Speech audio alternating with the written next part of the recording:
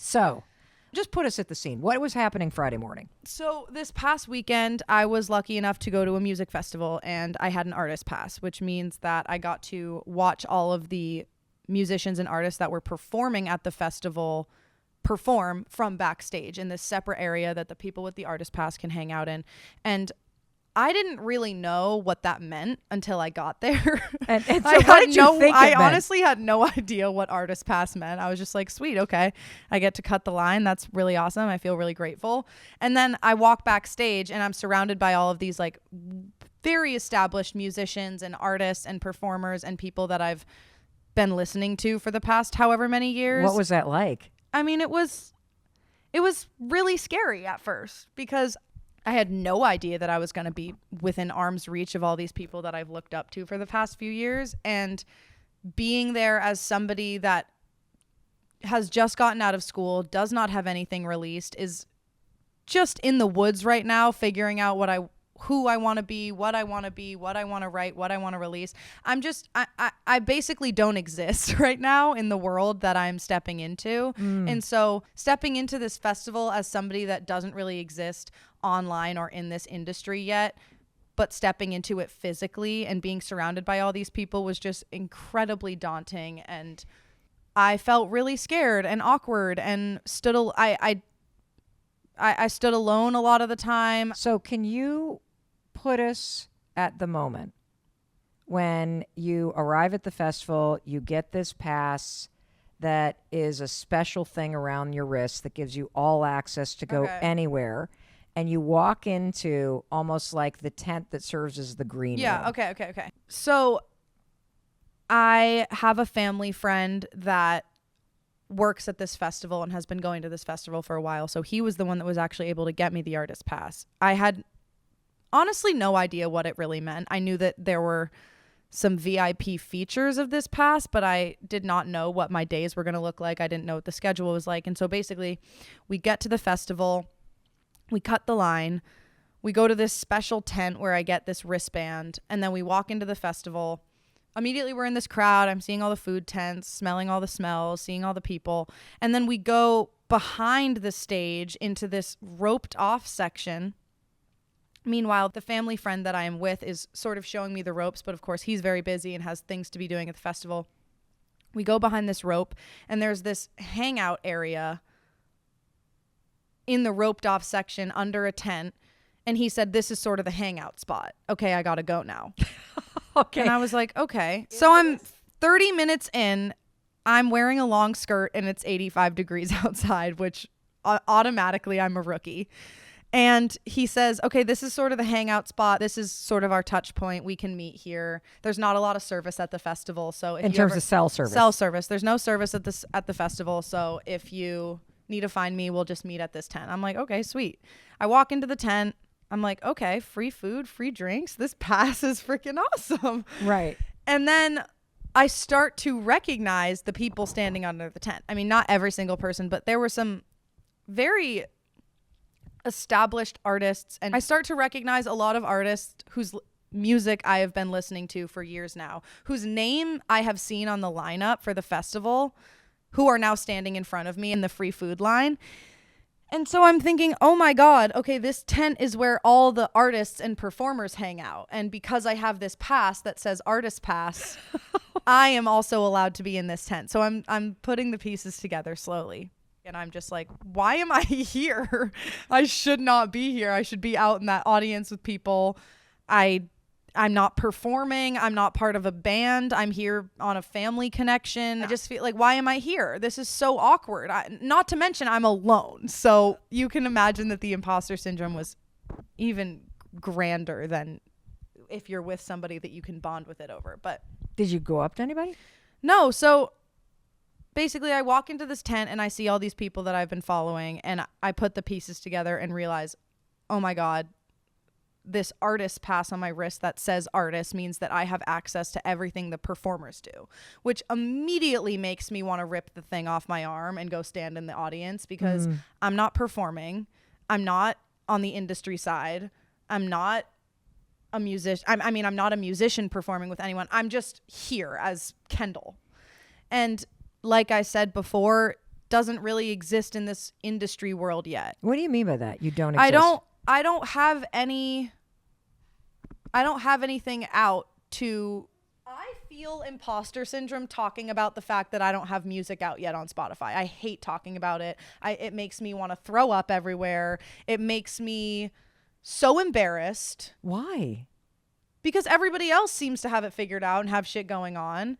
I know that when I am not in an anxious state of mind, I remind myself, I'm on my own timeline. I don't really want you to include that. No, but I think that's important because it ties into what I was going to share with you.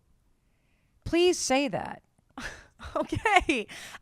I feel very embarrassed to share with my mom's millions and millions and millions of followers and listeners that I don't have anything out on any streaming platform yet. I don't have a social media presence. I don't have fans. I don't have anything. And I'm talking about being an imposter on this podcast when I've never been on tour. I don't have an album out. I don't have followers. I don't have fans. I feel like an imposter for being an imposter. I have imposter syndrome about doing this episode because I feel like I haven't been an imposter for long enough to talk about being an imposter. What does that even mean? This is just such a classic example of the syndrome, which is I feel as though I haven't, this feeling is so new to me that it feels like I don't even have enough qualification to talk about it. Oh, so do you know what I mean? You don't feel like you're an authority on how to deal with imposter syndrome because you I feel like with it. I don't feel like I had my first real experience this past weekend dealing with imposter syndrome, and I definitely learned from it. I definitely gained a lot of insight from the experience, but it was my first experience and I feel unqualified to talk about it because it was my first experience. You're not really selling the episode. I'm trying to make a joke. I do feel like an imposter right now because I feel like all of the other people in my industry have experienced this so much more than I have. And now I'm getting on here and getting on my soapbox and trying to tell everybody what it's like. You're not getting on your soapbox. But this is why this conversation is so important. You're in it. Yeah. Everybody listening feels like an imposter in some area of their life. Everybody can relate to that feeling like, here I am physically next to the people who are doing what I want to do. And it's so close, I can reach out and touch it. These people I've admired, I've streamed, I've watched them at award shows. They're standing right there. They're doing what I want to do. And the only thing that's keeping me from doing what I want to do is this feeling of not being ready, or this feeling that I'm not going to have what it takes, this feeling of being a nobody, this feeling like somebody's already done it, this feeling like, is there room for me? And because you're in it, you are in a much better place to validate where everybody is, Ken. Like, somebody's already figured this shit out, coming in and being like, well, when you feel like an imposter, do this, this, and this. Yeah. It's easy when you're through it. Mm-hmm. You're right up against it right now. That tension that you feel is important. I remember, God, this must have been like 9 years ago, when I first got into the speaking business, Ken. I hadn't been paid to give a speech. And I get invited, as I'm just starting out, to go to this event in California and speak on a panel. I don't even know what the hell I was speaking about. All I know is there was this opening reception, okay? Sort of like what you're describing, an opening reception for the people who had been invited to speak at this thing. And so like you, I walk into this room. I have the lanyard around my neck. You've got the little artist thing around your wrist.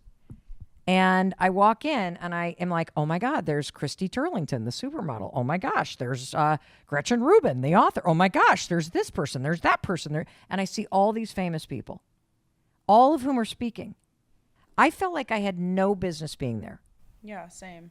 And all these people were talking and they all seemed to know each other.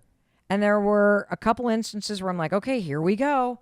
And I would walk up to a group of people and I'd introduce myself and they'd all turn, oh, what do you do? And I didn't even know how to answer it because I didn't have a book. I had given one TEDx talk and nobody had heard of it yet. I didn't have anything. I felt like I had nothing. I didn't even know why I was there. Yeah. And after I would introduce myself and people were like, oh, did you write a book? And I'm like, no, I'm just kind of speaking about motivation. Oh, okay. And then they'd turn. And something flipped in me because I felt like such a fraud being there, but something deeper was going on. And this is what was going on. I realized in that moment that I wanted to do something that mattered. I wanted to do the work or write a book or do something that when I walked into a room, it was like, oh, you're the woman who wrote the 5-second rule? I freaking love that thing. And that like discomfort that I felt in that moment, it sucked in the moment. I went back to my hotel room. I didn't go to the dinner. I cried. I stayed up all night. What am I going to do? But there was something deep inside of me that was like, you don't want to feel this way. You have something that you want to contribute. And feeling like you're on the outside of something that you want to be a part of is a normal experience. See, I think imposter syndrome, that discomfort that you were feeling that first few hours at the artist tent at this music festival, I think that is your dreams going, we got work to do. Oh shit. Like you want to be in here? You want to be doing this? You got stuff to contribute? You got to wake up. Like you got to start putting yourself out there. Like this is a step on the path that's so important because you only feel imposter syndrome in situations that you care about. Because you care about whether or not you've got something to show for what you're doing. Well, like I said, I was alone, and all of these very established, famous artists are walking by me. And it's not like I can be introducing myself to people and saying, oh, go check me out on Spotify, go check me out on Instagram. It's like, hi, I'm Kendall. And then and then I disappear. To the point where someone literally came up to me and was like, are you okay? Like, definitely knew. I looked like I was not supposed to be there. That's how, like, the imposter syndrome had basically creeped onto my face. I was so uncomfortable and so just, like, embarrassed and just felt like, why am I here? I need to leave. I don't want to be here. I want to go home. I don't want to tell people I'm an artist. I don't feel like that at all right now. I don't feel like anyone's going to give a shit about me, including myself. But yeah, it was horrible. What did you do to turn this around? Because you turned it around, dude. Well, it definitely was not immediate. It continued for about a few more hours. So tell me about it. Yeah. In that tent, oh God. And I'm slightly tipsy now because I've had 2 White Claws alone. And I'm sitting alone. Let me just tell you, every single person in that tent was with another person, if not 3 or 4. So you can tell that I probably look so weird sitting alone. And I was just kind of thinking, you know, I'm here. I get to be around some of my biggest inspirations. I get to go backstage and be an arm's length from them while they absolutely murder it on stage. I get free food. I get free White Claws. Why the fuck wouldn't I enjoy this? You know, like, I'm just going to enjoy this because no, I'm not performing, although I wish that I was. No, I don't have a Grammy, although that is a dream of mine. No, I don't have music out on Spotify that I can tell my favorite artists that are here to listen to. No, I can't do any of that. But you know what? I can be grateful that I'm here. And I can lean into that gratitude and just have fun. So once I exhaled and I was like, okay, I'm going to enjoy myself. This has been god awful up until this point. So there's grateful for the god awful. Why not? Why not have fun? You know, I'm either going to continue to torture myself in front of my favorite artists or I'm going to have fun and put a smile on my face. So I said, you know what? I'm really happy that I'm here. Let's start to have some fun. And as I'm sitting alone, drinking a water this time, I'm thinking about all of this advice that I've gotten over the past years and like, what are other things I can lean into while being here to try and find some sense of belonging in a place that I feel I don't belong. Yeah.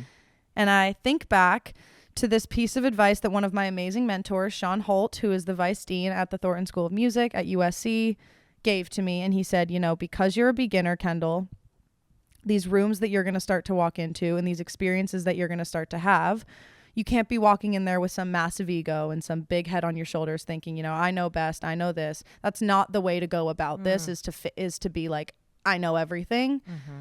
But instead, you should walk into those rooms with a learner's posture and lean into the gratitude that you have for learning all that you're going to learn. And he said every room that you walk into, enter with a learner's posture, but also know in the back of your mind that you have something to give to the people in that room that they don't have, and that you might not even know you have to give, but there's a reason you're in that room, and you're going to give them something that they don't know they needed, just like they're going to give you something you don't know you needed. Mic drop. Thank you, Sean.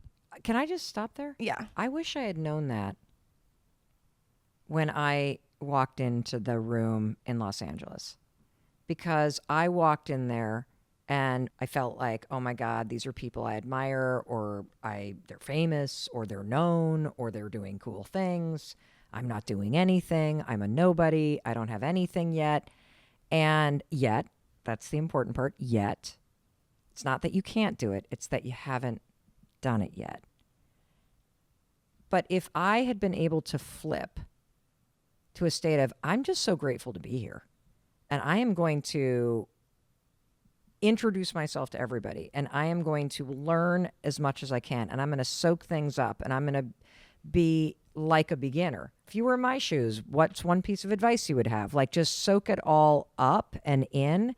And I like, it would have flipped off the insecurity that imposter syndrome can overwhelm you with, because when you get up in your head and you start going, I don't belong, and you become very intellectual about it, you isolate yourself and you cut yourself off from both what you can get and gain from the room and what you can give.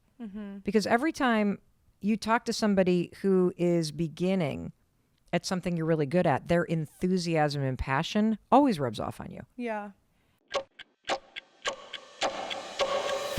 First of all, every human being struggles with moments of imposter syndrome, where you enter a situation and in your own mind, you start doubting yourself and you start feeling worried that people are going to find out that you have no idea what you're talking about.